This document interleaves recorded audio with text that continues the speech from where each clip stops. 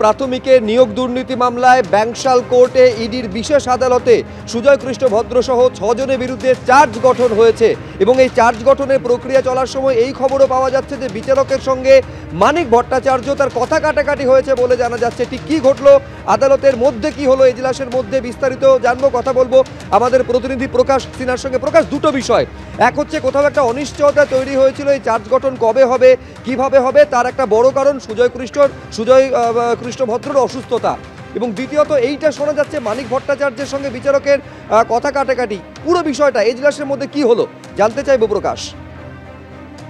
দেখো, তুমি জানো সুব্রজি যে সুপ্রিম কোর্টের নির্দেশ ছিল যে চার্জ গঠন করতে হবে, দ্রুত বিচার প্রক্রিয়া শুরু করতে হবে এবং সাক্ষীদের বয়ান রেকর্ড করতে হবে, এবং তারপর থেকে আমরা দেখতে পাচ্ছি প্রায় 1 মাসের বেশি সময় হয়ে গেছে চার্জ গঠনের প্রক্রিয়া শুরু হলেও কিন্তু চার্জ গঠন হচ্ছিল না। তুমি জানো সুজয় কৃষ্ণ ভদ্র প্রথমে তিনি বিএম বিড়লা হাসপাতালে, তারপর তাকে শিফট করা হয় অ্যাপোলো হাসপাতালে, এবং আজকে দেখলাম আজকে যখন শুনানি শুরু হয় দুপুর 2টোর সময় সুজয় কৃষ্ণ ভদ্র কালীঘাটের কাকুকে ভার্চুয়ালি পেশ করা হয় আদালতের নির্দেশে, এবং সেখানেই কিন্তু তার চার্জ গঠন করা হয়। এবং তখনই বিচারক বলেছিলেন যে 3:30টার পর আবার কোর্ট বসবে এবং বাকিদের চার্জ গঠন করা হবে। 3:30টার সময় যখন কোর্ট বসে প্রথমেই কিন্তু আমরা দেখলাম পার্থ চট্টোপাধ্যায়, তার বিরুদ্ধে কিন্তু একাধিক যে অভিযোগ যে কোটি কোটি টাকার লেনদেন করেছেন তিনি নিয়েছেন অর্পিতা মুখোপাধ্যায়ের বাড়ি থেকে, যে 50 কোটি টাকা প্রায় পাওয়া গেছে তার টাকা, তিনি একাধিক ভুয়ো কোম্পানি খুলেছিলেন, তিনি কিন্তু বিভিন্ন জায়গায় বেনামি সম্পত্তি কিনেছেন, এই সমস্ত অভিযোগ পার্থ চট্টোপাধ্যায়কে শোনানো হয় এবং তারপর তাকে প্রশ্ন করা হয় যে তিনি কি মনে করেন যে তিনি দোষী না নির্দোষ। পার্থ চট্টোপাধ্যায় তিনি কিন্তু উত্তর দেন যে তিনি নির্দোষ, পুরোটাই কিন্তু মিথ্যেভাবে তার বিরুদ্ধে কাল্পনিক অভিযোগ আনা হয়েছে এবং তিনি মনে করেন যে তিনি কিন্তু এই অভিযোগ থেকে বেরিয়ে আসবেন। তারপরেই আমরা দেখলাম যে একের পর এক মানিক ভট্টাচার্য, শান্তনু বন্দ্যোপাধ্যায়, তারপর সন্তু গাঙ্গুলি, অয়নশীল, মোট 6 জনের বিরুদ্ধে একের পর এক কিন্তু প্রত্যেককে অভিযোগ পড়ে শোনান বিচারক এবং তাদের বিরুদ্ধেও কিন্তু চার্জ গঠন করা হয়। আমরা দেখলাম মানিক ভট্টাচার্যের বিরুদ্ধে যখন চার্জ গঠন করা হচ্ছিল তার বিরুদ্ধে যে একাধিক অভিযোগ ইডির চার্জশিটে রয়েছে সেটা যখন পড়ে শোনাচ্ছিলেন বিচারক, তখন মানিক ভট্টাচার্য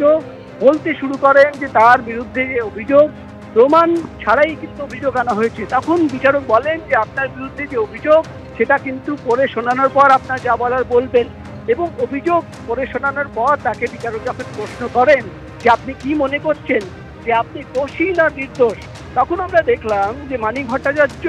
দোষী না নির্দোষ তার কোনো উত্তর না দিয়ে একাধিক কথা বলতে থাকেন। তিনি বলতে থাকেন যে আদালতে একাধিক ডিসচার্জ পিটিশন ফাইল করা হয়েছে, তার অর্ডার নির্দেশনামা এখনো তারা পাননি, তাই তিনি কিন্তু এখন বলবেন না যে তিনি দোষী না নির্দোষ। আমরা দেখলাম বিচারক কিন্তু কম করে 10 বার তাকে কিন্তু একই প্রশ্ন করেন যে এই সময় কিন্তু আপনি সব কথা বলছেন, এই সমস্ত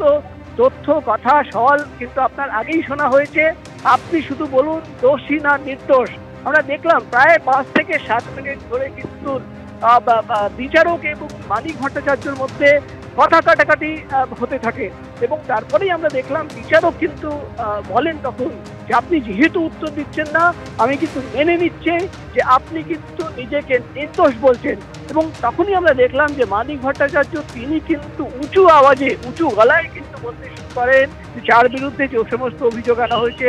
মিথ্যে অভিযোগ আনা হয়েছে। তখনই আমরা দেখলাম বিচারক শুভেন্দু সাহা তিনি কিন্তু মানিক ভট্টাচার্যকে ধমক দেন এবং ধমক দিয়ে বলেন যে আপনি যদি এভাবেই করতে থাকেন আপনি কিন্তু কোর্ট রুম থেকে বার করে দেওয়া হবে। এবং আমরা দেখলাম তখনই কিন্তু এই ধমক শোনার পর মানিক ভট্টাচার্য তিনি কিন্তু বলেন যে তিনি মনে করছেন তার বিরুদ্ধে সমস্ত অভিযোগ মিথ্যেভাবে আনা হয়েছে এবং তিনি নিজেকে নির্দোষ মনে করছেন। এবং আমরা দেখলাম এই কথা বলার পর মানিক ভট্টাচার্য বসে পড়েন।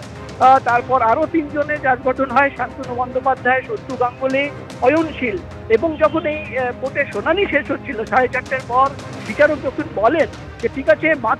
বাকি এই মামলায় তুমি জানো মোট 54 জনের বিরুদ্ধে চার্জশিট করা হয়েছে, তার মধ্যে 6 জনের বিরুদ্ধে আজকে চার্জ গঠন করা হয়েছে এবং বাকিদের আগামীকাল সকাল 10:30টার সময় আসতে বলা হয়েছে, প্রত্যেককে ফিজিক্যালি হাজিরা দিতে বলা হয়েছে।